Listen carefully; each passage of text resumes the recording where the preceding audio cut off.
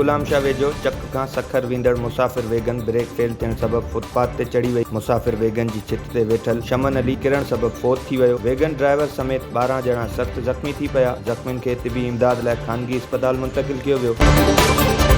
नवदेरो जे Benazir colony में tractor जी टक्कर में मासूम नींगरी फौत थी वई। ड्राइवर मौके तां फरार। 4 वरियनि जी नींगरी शाहिदा धीअ यूसुफ शर खे ट्रैक्टर जो टक्कर लॻण सबबि गणती जोगी हालत में अस्पताल आंदो वियो, जिते नींगरी फौत थी वई। पुलिस वाक़े वारे हंधि पहुची ट्रैक्टर ट्राली तेवील में वठी छॾी। जमाल शाह भरिसां रोड़ी कैनाल मां अणॼातल शख़्स जो लाश हथ। इतलाह ते पुलिस वाक़े वारे हंधि न पहुती। राब्तो करण ते पुलिस ॿुधायो त वारिस अली शाह मोरी वटि लाश हथायो आहे, जेका नवाब शाह थाणे जी हद आहे।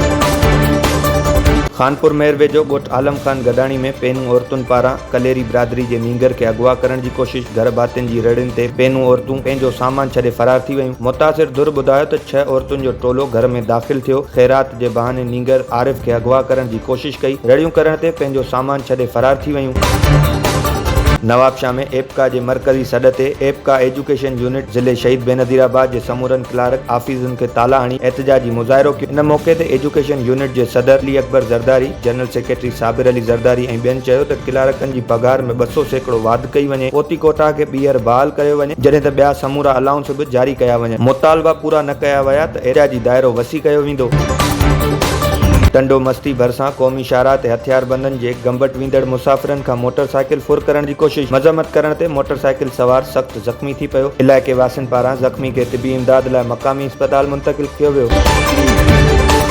टोकरी भरिसां ॻोठ पुराणी गॾ में 10 ॾींहं अॻु नांग जे कखियल पोरियत नज़ाकत अली सूमरो जे इलाज में डॉक्टरनि जी मुबैना गफ़लत ख़िलाफ़ DHQ लाड़काणो खे वारसनि पारां इंक्वायरी लाइ दरख़्वास्त ॾिनी वई। DHQ Larkana doctor Shaukat Ali Abro additional DHO जी अॻवानी में टीम जोड़े वरिती। वारसनि खां लिखत में बयान बि रिकॉर्ड कया विया।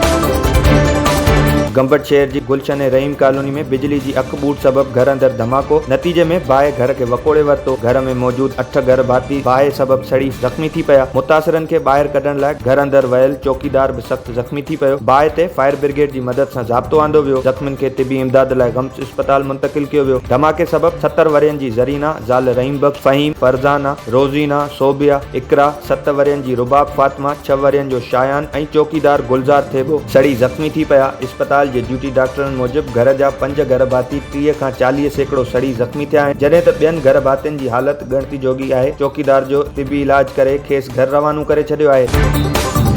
खानपुर मेयर वेझो ॻोठ जमाल ख़ान बोज़दार जी 2 धुरनि में हलंदड़ तकरार ॿीहर शिदत इख्तियार करे वियो। हथियारबंदनि पारां बोज़दार धुर जे 2 माण्हुनि मथां फायरिंग कई वई। नतीजे में वक़ार बोज़दार क़त्ल थी वियो, जॾहिं त संदसि सोट शाहन बोज़दार सख़्त ज़ख़्मी थी पियो। पुलिस वाक़े वारे हंधि पहुची लाश ऐं ज़ख़्मी खे अस्पताल मुंतक़िल करे छॾियो। लाश पोस्टमार्टम बाद वारसनि हवाले कयो वियो।